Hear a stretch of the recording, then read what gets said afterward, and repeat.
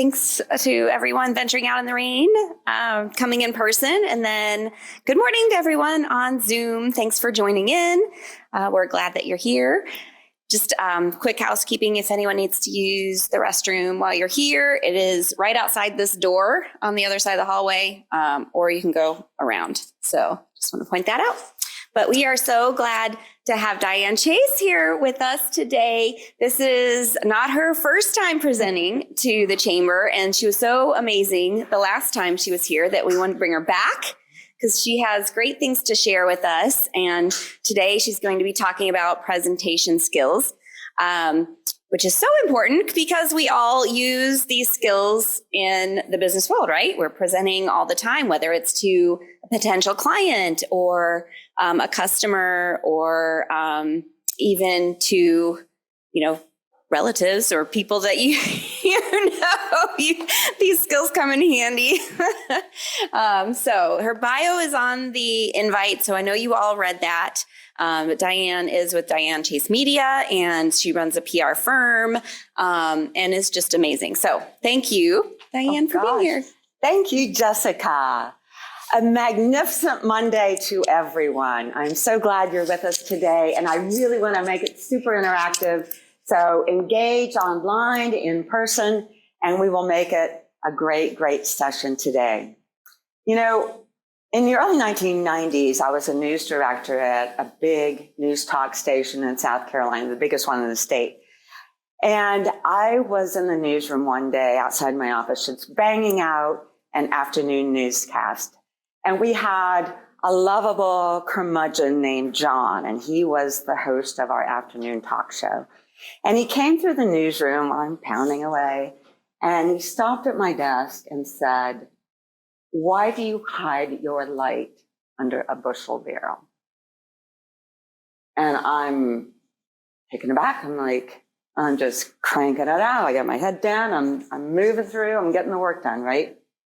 And I'm sharing this with you today because a lot of times we don't realize our experiences, our expertise, our perspectives are unique, and we need to share them with the world.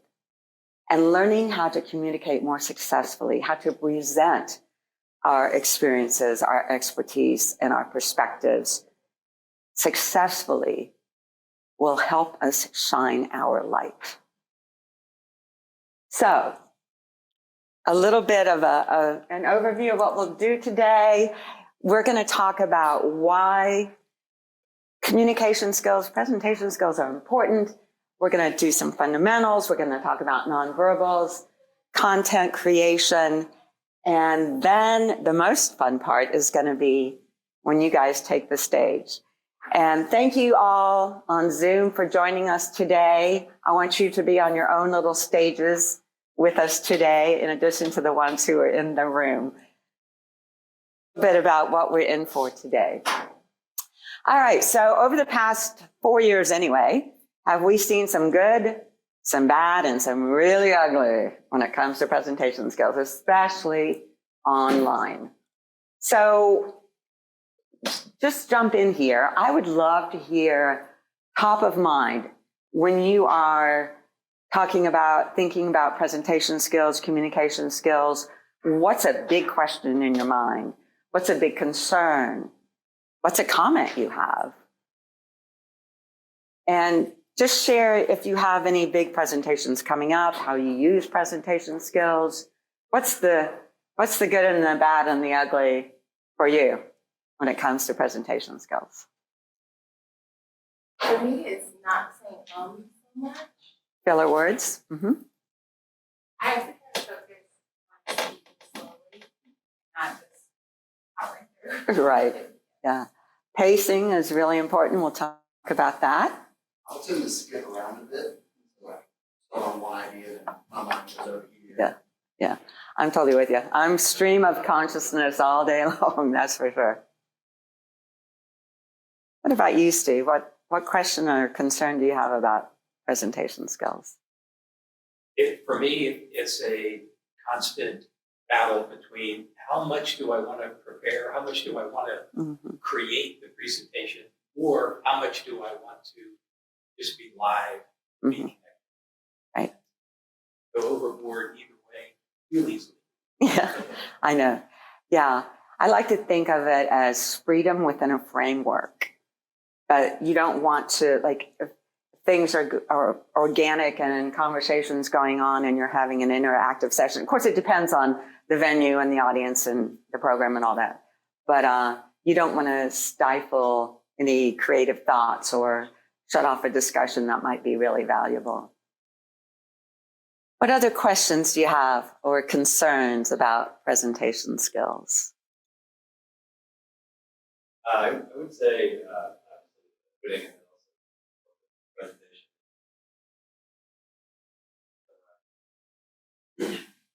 Mhm. Call it action. Exactly. So the opening and the closing, the call to action, there's several ways to close a presentation. A call to action is one of the really strong ones. And like you said, summarizing what you've just presented is another good way to close. We'll talk about all of that. So the opening and closing, having the plane take off successfully, having the plane land successfully is what we need to do when we're talking about presentation skills. And then how much content per time alone? Right. That's something that takes practice and timing. And Jessica? Sorry.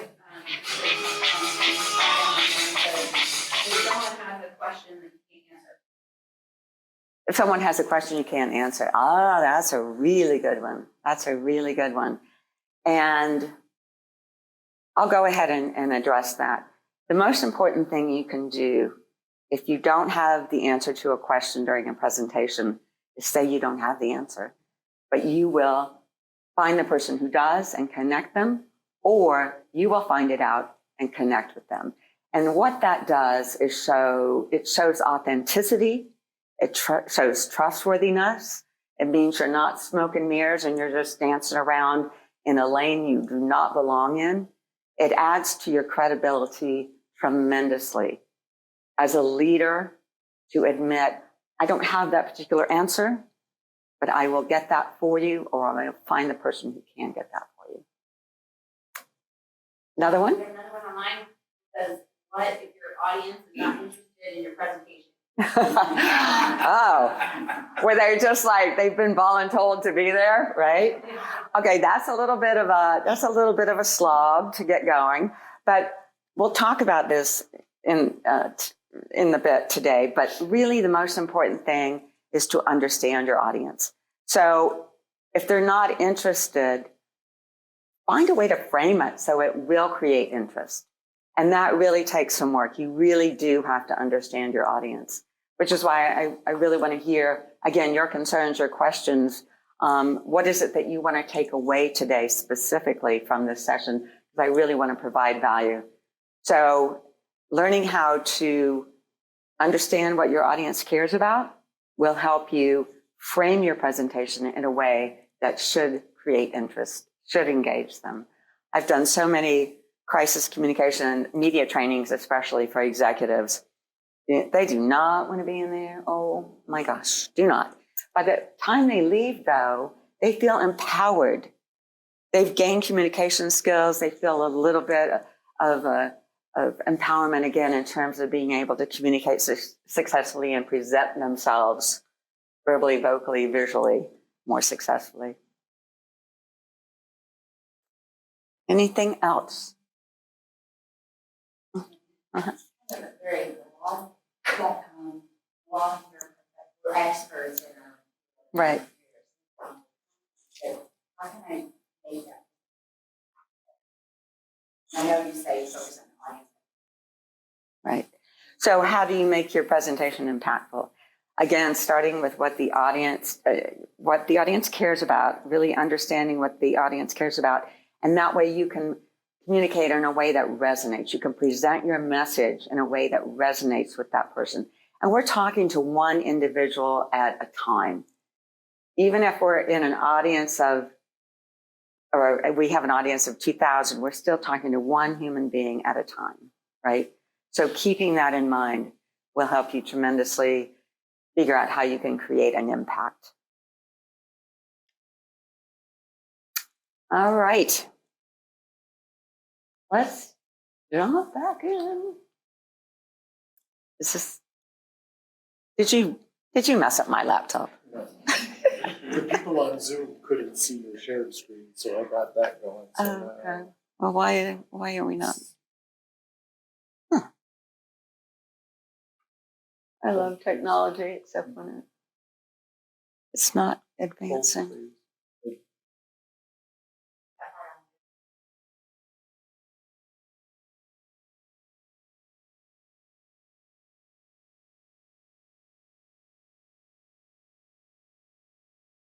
Oh, sorry, guys.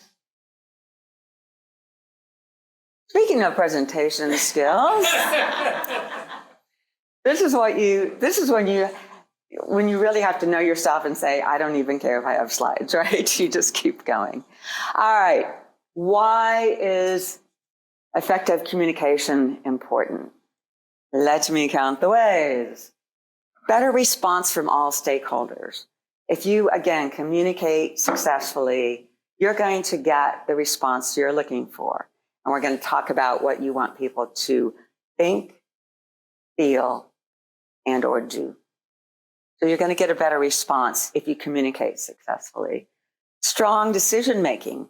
If you are clear in your presentation, if you're clear in your communication, decision making is going to be much easier. It's going to speed forward.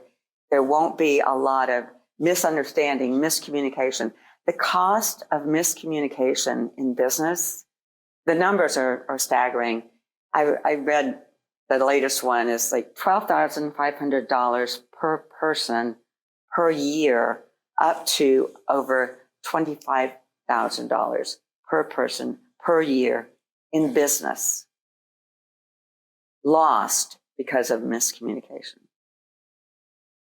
So it's definitely something that adds or detracts to the bottom line. You're going to be more productive because you're going to understand, or your teams are going to understand, your leadership's going to understand what needs to be done. And it's going to happen more productively because of clear communication. Consistency in the workflow. There's not going to be a lot of rabbit holes people are running down. Clear communication is going to show them the path. They're going to know what to do. They're going to know how to do it. You're going to have business relationships that people are going to stick with. They're going to be loyal because you're a good communicator. Being a good communicator means that you're trustworthy. And people want to work with people they trust. So being a clear communicator really builds that. You're going to have better control. Speaking of the media skills training and the presentation skills trainings I've done for executives, they don't necessarily want to be in there, but once they have gone through it, then they feel, again, empowered. And they feel like they are going to be able to set themselves apart. And that's what happens with better communication skills. It gives you a competitive advantage. It helps you achieve your career goals more successfully. So that's really important too. Obviously, your professional image, back to helping you shine your light, not keeping your light under a bushel barrel. It's going to help you achieve that. And just the whole organic, speaking of organic aspect of effective communication, which equals presentation skills, is empowering you to achieve your personal and professional goals. Jessica mentioned something about we need effective presentation skills, whether we're talking to our CEO, a town hall, or our community group, or family around the dinner table at Mother's Day, right? How are we coming across? We want to make sure that we understand how we're coming across so we can be successful. You know, it boils down to two things. When we're communicating in business, how purposeful are we and how engaging are we? Purposeful means your message is clear. It is focused. You know exactly what you want to communicate when you're presenting. And then your communication skills. How engaging are you? Are you able to convey that message again in a way that resonates, that connects with people? So purposeful and engaging. How many times have we gone to a presentation and left and said, well, that's an hour of my life I'll never get back. What am I supposed to do with any of that? I don't know. I'm going to go back and just do my thing. So being purposeful and engaging in the way you communicate your message is where you're going to be successful. And successful means thinking about, being very clear in your mind what you want people to think, feel, or do.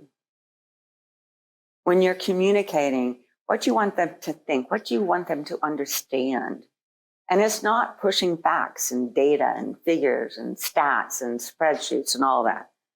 That doesn't create action. It doesn't change behavior. We're just, it's a fire hose of data every day, right? But it doesn't get us to necessarily do something differently, think something differently, or feel something differently. Conveying the 3 C's is a good thing to remember.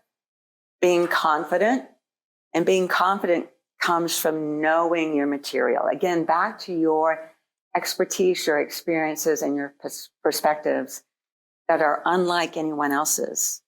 And it's important to share that with the world. You bring value, shine your light, and do that with confidence. It comes from really understanding that you have this expertise no one else has. Your credibility. We want to work and hear from people who are credible. What is their track record, right? You can convey that through your communication skills. We want credibility, and that all comes down to trust too. And then clarity. Clear language is a beautiful thing.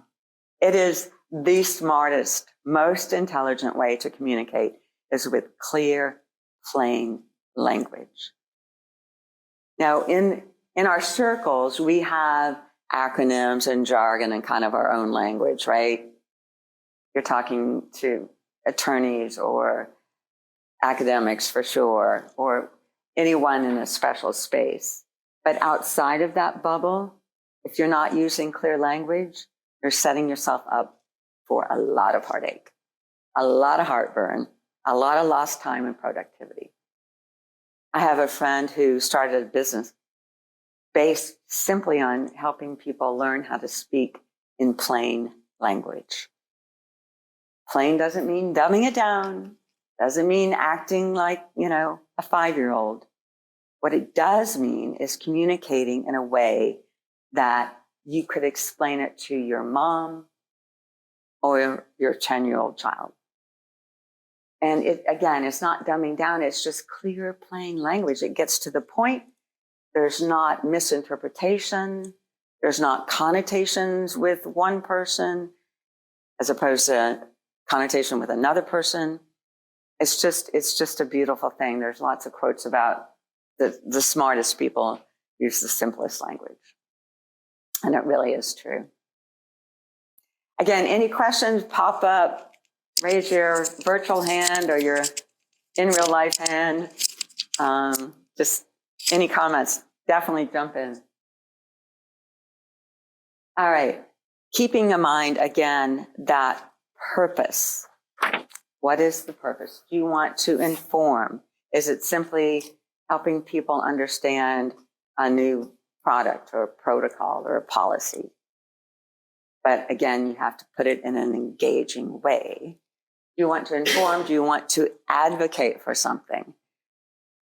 You're going to want to bring in a lot of emotional connection if you're advocating for something, because people want to know why. Why are you passionate about this? Why do you believe in it so much? And why should I believe in it so much?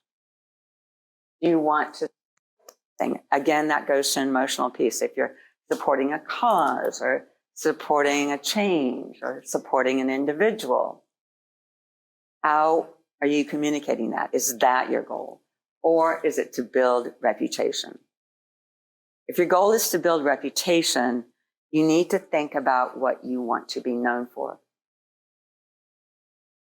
What are your values? What is your mission? What is your vision? What is your purpose?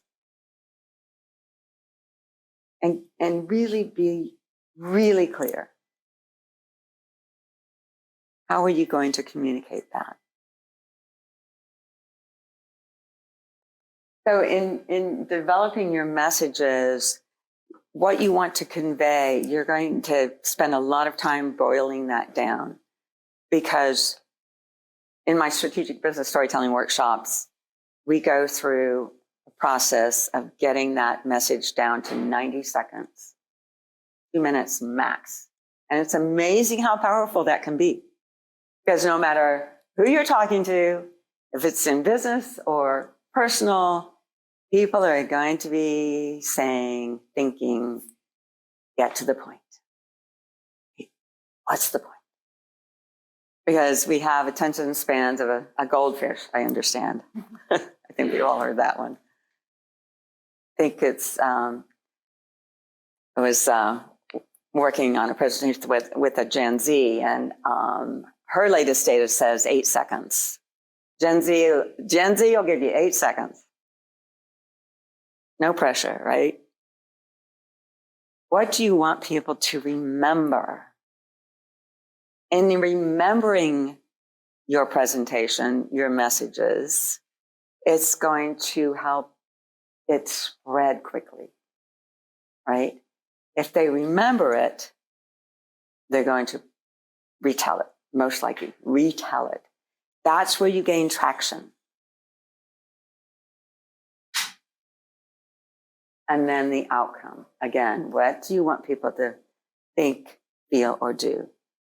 Being laser focused on that, envisioning what you want people to walk away with. Again, if you're advocating for a change, if you're advocating for a new position, a promotion, heading up a new team, be super clear on what that looks like to you and how you can convey that vision to the person who's receiving that message. Know your audience. Can't stress this enough. Designing a presentation without an audience in mind, writing a love letter and addressing it to whom it may concern. So I wish I'd had time to learn more about each of you and your backgrounds, but sharing a little bit about what's top of mind with your presentation skills helps. But in an ideal situation, if I was presenting to an executive group or doing a training, I definitely do all kinds of research and gain as much information about the individuals in the room before the presentation. Who are they? Who are they in terms of demographics, psychographics, all of that information, trying to find out as much as you can. And why are they here? What do they expect? Everyone's favorite radio station is WIFM. What's in it for me? If you keep that in mind, everyone's thinking, what's in it for me? And then what do they care about? That is really always top of mind to me. What do they care about? What does that individual really care about? And if you understand what they care about, you can figure out how to position your presentation, position your messaging, your communication in a way that resonates with them. Does it take some work? Does it take some time? Absolutely. Is it worth it? 1,000%. It ups your odds of really making an impact and getting the results that you're seeking. Back to your goals. What's your goal? All right, some presentation success tips. Energy, bring the energy. There's all kinds of different energy. And kind of mirroring energy in the room is important. But you're bringing energy to educate. You're bringing energy to create engagement. You're bringing energy to help lift people up.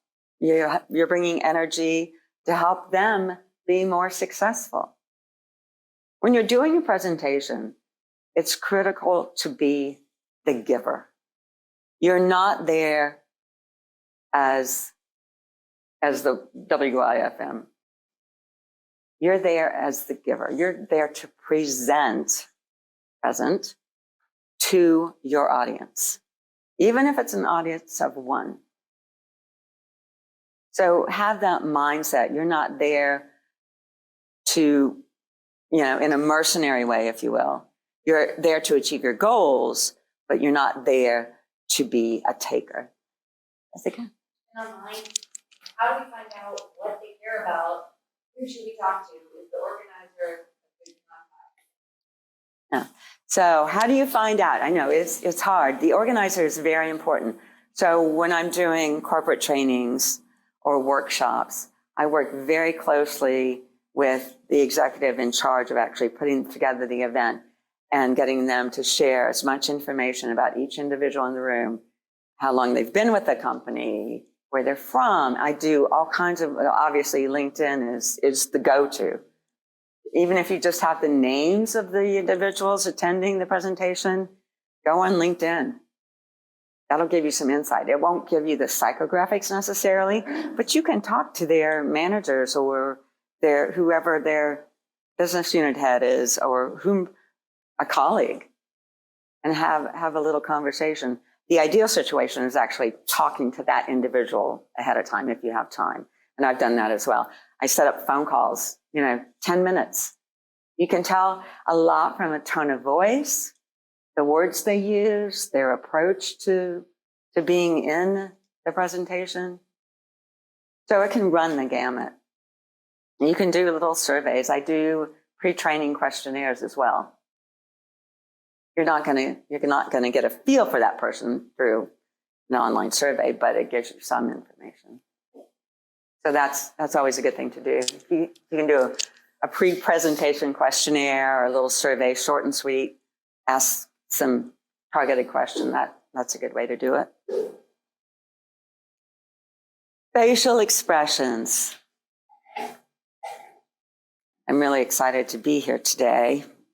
Yeah. Right? And a lot of times we're unaware. That's why in my full trainings, my presentation skills workshops, we go on camera, right? And it's so helpful to have that self-awareness. Like, oh, I didn't know that my mouth was always turned down when I was, talking to someone, like I was mad. Or I didn't know I was looking around the room instead of making eye contact. Facial expressions, we'll talk more about that. Gestures, so really functional gesturing. Making a point. Not, going wacky, especially if you're on Zoom, you want to be very aware of where your hands are, and you don't want them in front of your face or off the screen or whatever. So gestures can really add power and energy to your presentation. Movement helps too. If you can engage, I'm kind of in this little box here with the camera, which is fine. But if you can walk into the audience and have some movement where you're engaging people a little more closely, that's really helpful. You don't want to be, we've seen this, right? It's like watching a tennis match here. I don't know what's going on. So just purposeful movement. And then eye contact, so important. Looking each person in the eye. It's hard when I can't see those people online, but I'm trying to look at you. So eye contact, really important. I mean, how many times have we been talking to someone or they're presenting to us and they're looking all around the room, trying to gauge. It makes us feel like we're being ignored, right? or we might as well be invisible because they're not even looking at us. And it's not about staring each other in the eyes, right? Like, where were you on the night of? Like freaking people out. There's like a triangle here. Anywhere in this area is eye contact. We feel like people are looking at us, that we're making eye contact. You don't have to stare them down. Then vocal quality. So we don't want to be really monotone and stand up here and tell people how important presentation skills are. So vocal quality, we want to have loud and softer and varied vocal quality. It keeps the interest up. Your words and content, again, targeted to your audience. What sort of language, what sort of words will connect with them? It will create an understanding because they're speaking my language. But if you get back down to the clear language, that's where you really want to be, because we all can understand clear language. We all share that human quality of just being, trusting people when they speak in clear language to us. Non-words, talked about non-words. It's a challenge, but really, and we'll talk about this in a second, non-words are a crutch to fill a blank space. So being in broadcast journalism, dead air was anathema. So just keep talking, right? And that's the worst thing you can do, because that's when you start putting in filler words and ums, and then I have a bad one with so we all have it. We have just that self-awareness piece. I don't know if you guys remember Dean Smith, the basketball coach. He would put his players through media training, and every time they used a filler word or some kind of he would have this big gong go off. So it was a little bit of Pavlov's dog kind of thing going on, just to get them, first of all, to be aware that they're using that, and then try and condition them to not use that little crutch. It's a crutch. Pauses. So non-words to pauses. Pauses are powerful. The power of the pause will help you get away from using filler words. So instead of using a filler word, just give it a pause. The other thing pauses do is call attention. If someone pauses, you're thinking, what are they going to say next? They're kind of like, right? It's a little opportunity for you to gain attention by pausing, because people are waiting for something really important if you have just paused. There's a whole genre of learning how to bridge to your message, and pausing, again, is a way to get people to pay attention to your most important message. I use that in media training a lot. If you pause, your key message is going to be heard much more often. It won't get lost in everything else that you're saying. So the power of the pause and pace, varying your pace, slowing down, speeding up some, varying that pace so you get away from monotone and you get away from just sounding like white noise. Keep it interesting with your pace variation, and that will go a long way. Questions? Comments? I'm trusting you to keep me on time, Jessica. Okay. All right. The V's. Anyone have a guess what the V's are? Verbs, vowels.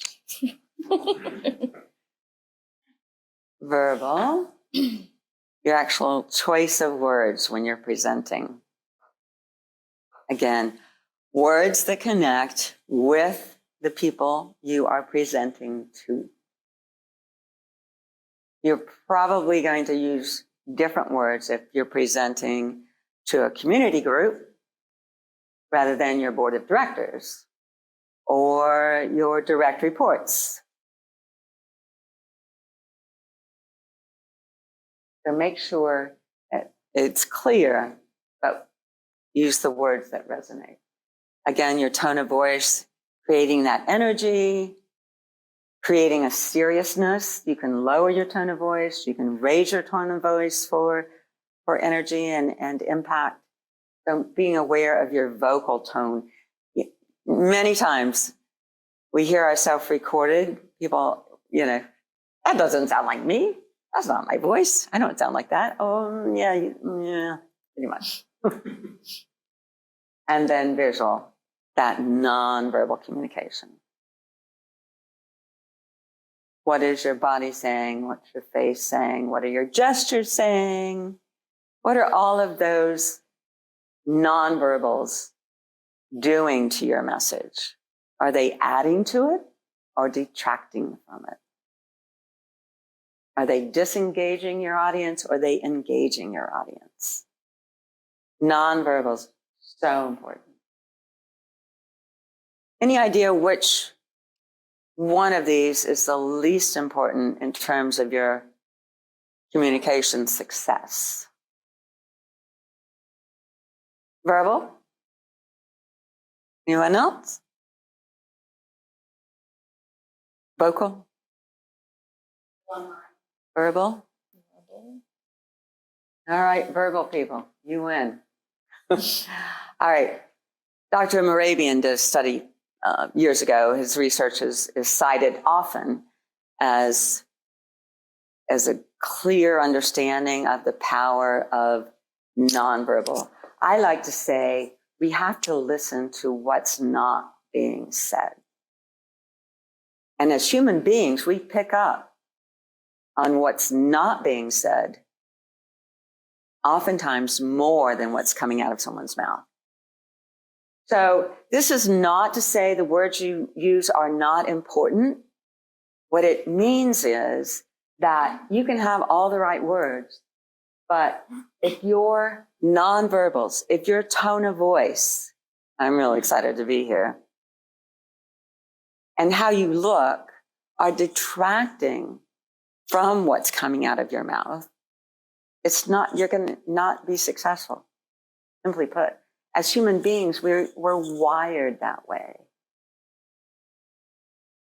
So what you say is important, but if it's not aligned with how you sound and your body language, the words are going to be lost. I like to think of this chart as that's the area where it is the biggest. Exactly right. Steve said that. Can you repeat that for people? I like to think of this chart that what we say is the biggest room we have for improvement.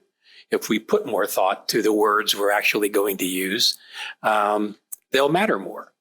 Mark Twain is my favorite example, and some of his quotes are so brilliant, but it took him weeks to come up with those quotes. Oh, absolutely.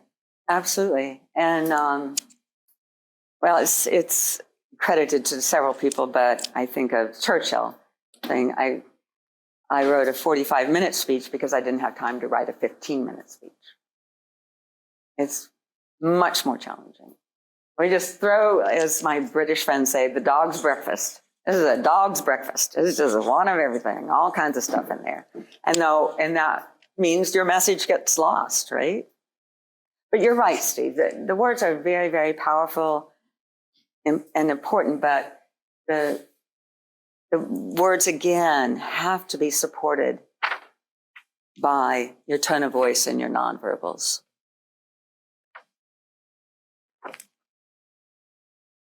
That's my power. Anybody ever experienced this? So we don't want to do that.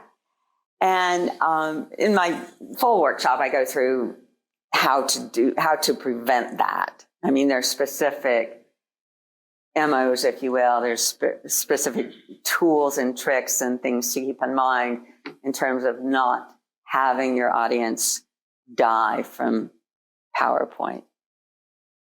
And it talks, there's a way to time things. There's a way to present things on your slides that are really important.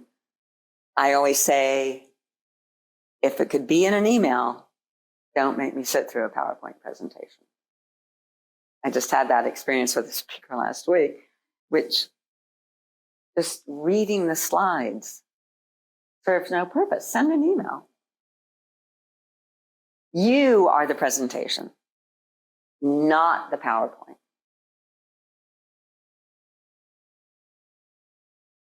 That makes sense?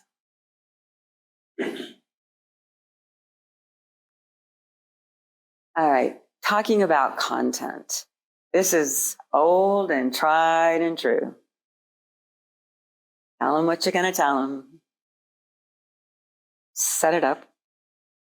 Tell them, give them the meat, and then tell them what you told them. Back to your beginning and end, right? Fly the plane and land it really well. And it takes practice. It really does take a lot of practice.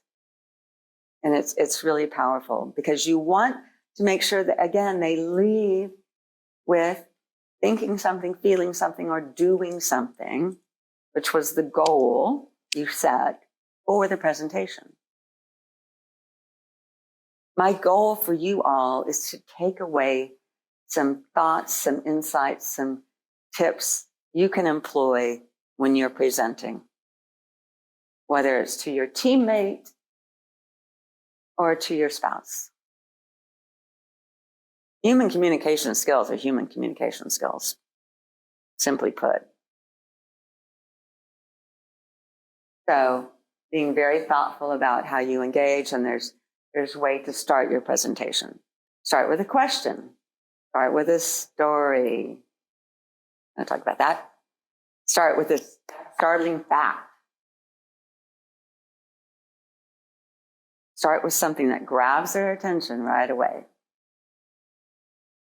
And then landing it to not be directive and prescriptive necessarily about, and this is what I want you to do. And after this presentation, you need to do X, Y, Z. Inspire them through your presentation to think, feel, do something you want them to do. Again, it takes practice, takes training, takes skills building, but learning how to do that will make all the difference. We don't like to be, literally or figuratively pointed at and told, do this. That doesn't inspire action, right?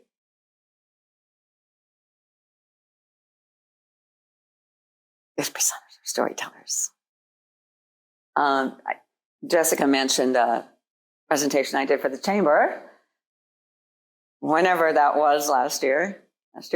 And it was about strategic business storytelling. So it is a powerful skill. How many people are hearing storytelling?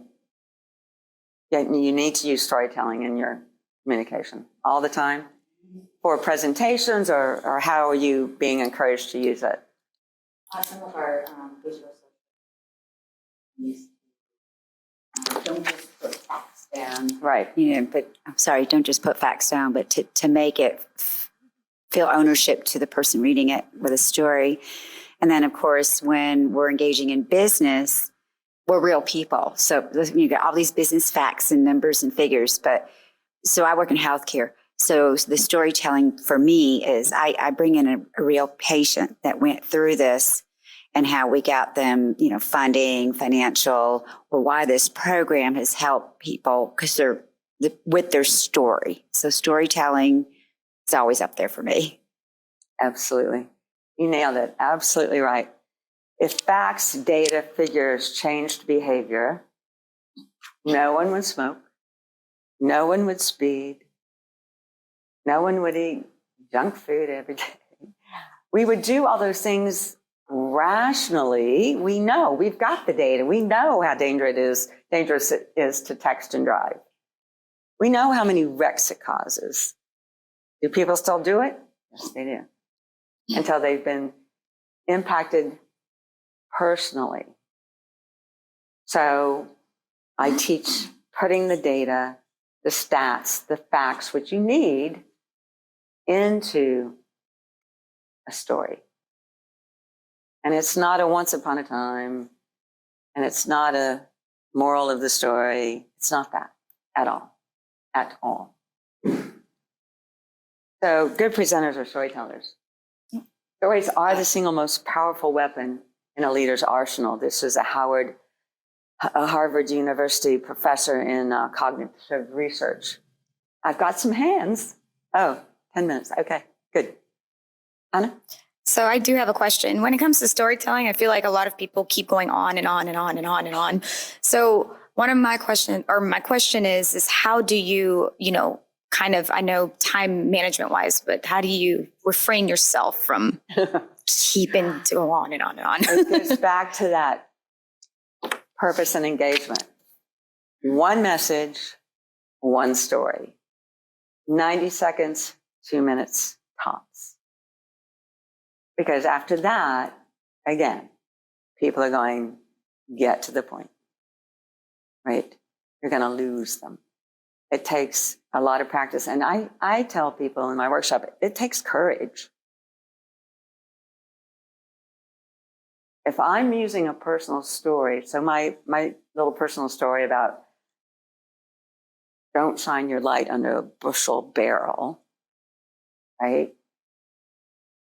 That was a devastating moment for me because I felt, wow, I'm working so hard and you're saying I'm not shining my light. What am I supposed to do here, right? So, but wrapping facts and figures and putting a human voice to it is really the way to get some traction. Storytelling in business gains traction where facts and figures and data simply do not. They don't. It's not how our brains are wired. It's the most amazing thing. I can geek out on neuroscience around storytelling. Since I got my accreditation, I'm like, oh, this is amazing. Our brains actually mirror each other.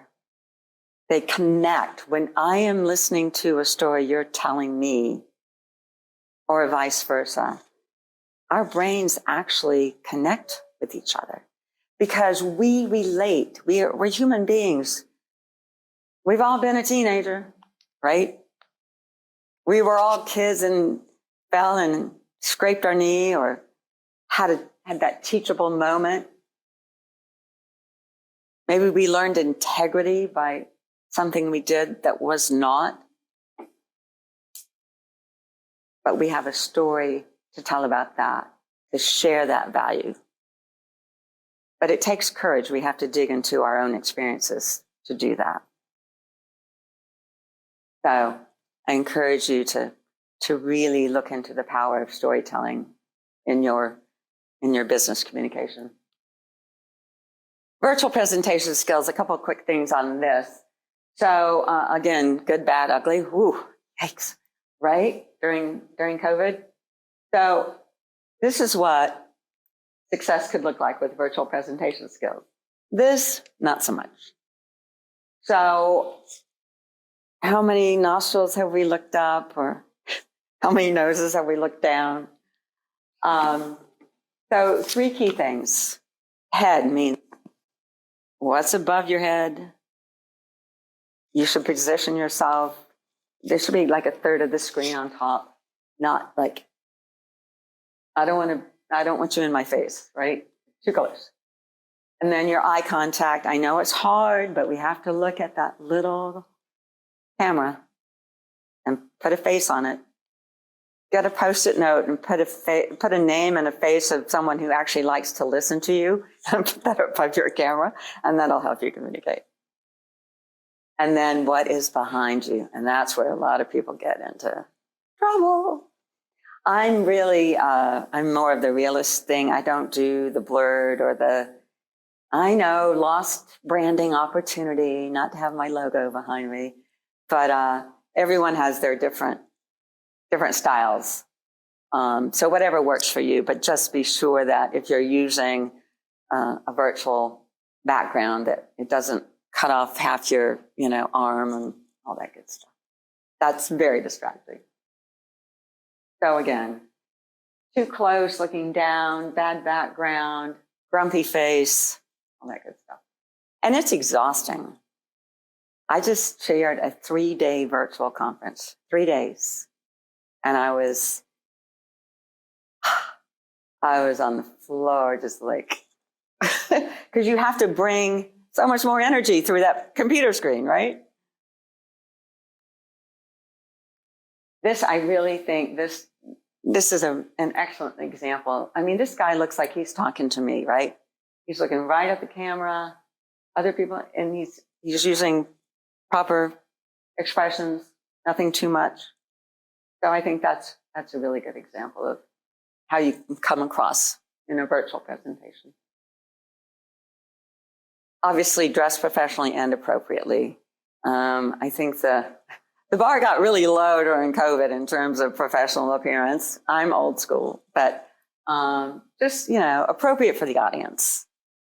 If you're in construction and, that's your audience, you're not going to wear a suit or whatever, but just appropriately. Front-facing lighting, really important, and that background, super important, and looking at the camera at eye level. Remember the 4 Ps. Plan, practice, just pre-tech check and practice some more. Practice takes those nerves down, gives you a little control, overcoming anxiety, practice your breathing exercises. There's all kinds of different formulas, if you will, like 7 seconds in, 11 seconds out. Another one is just to put your head back and roll your eyes back a little bit and just sit there for a minute with your breathing. I coach people, counsel people before a big presentation or news conference to just go stand in the corner and close their eyes and do their breathing. And it has a physical effect on your body. Now, some nerves are good because if you think of your nerves as energy and excitement as opposed to nervousness and fear, that's also a good approach. Just rehearsing is being prepared is really the key, and just enjoy it. So summing up a little bit,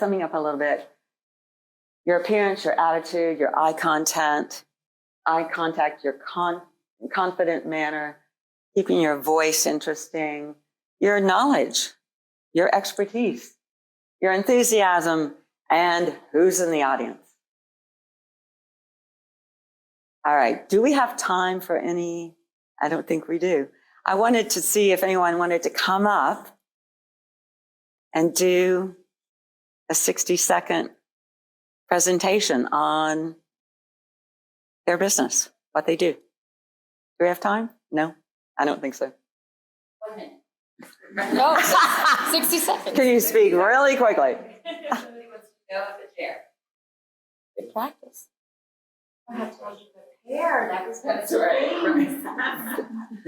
Right. That's true. But doing some impromptu, spontaneous work is really a good exercise too. It uses those muscles, right? Thinking quickly on your feet. How do you address a question you don't have the answer to? All those things that make you think quickly. Come on, yay! That'd be awesome. Yay. Want me to go? Yeah, we need the.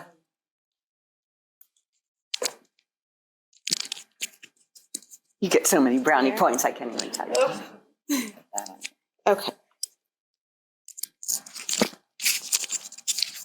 Okay, thank you. This is really stepping out of my comfort zone, but Perfect. here That's we why you're are. here. Thank you.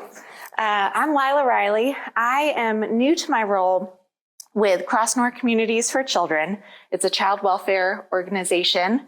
We work with kids and families who are in the foster care system, at risk of coming into the system, or for youth who are about to age out of the system. You may know that the foster care system across the United States, but also in North Carolina, is in crisis. There are literally children sleeping in Department of Social Services offices because there is nowhere to place them once they've been removed from their homes. So DSS is responsible for determining whether kids are safe and healthy in their homes. And if they're not, then they're taken out and placed with an agency like Crossnor Communities for Children or in community-based foster care, which is typically what you think of. People who have stepped up to bring children into their homes and to become foster parents. So Crossnor licenses and trains those families in the community. We also have 2 residential campuses. So think cottages or group homes with people that we employ to be the foster parents. So these are youth who are living on our campuses and being provided everything they need, including clinical and therapeutic services to, again, keep them healthy and safe and hopefully reunite them with their biological families down the road. So we have 2 residential campuses, one in Winston-Salem and one in Crossnor, North Carolina, which is a very small mountain community. And that's where our organization originated over 100 years ago. So we need people like you to step up. We do take private donations. We, again, train and license foster care families to provide a safe and loving home for kids. And we need many more people to do that across our state so that kids can thrive, kids can be successful. And when they are, we create stronger, healthier communities all around.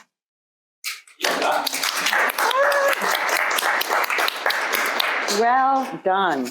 Well done. I don't know how I did on time, but Thank you. Well, I was given time, but thank you again. That was awesome. Yay. All right. I guess we need to go forth and present. Any last comments?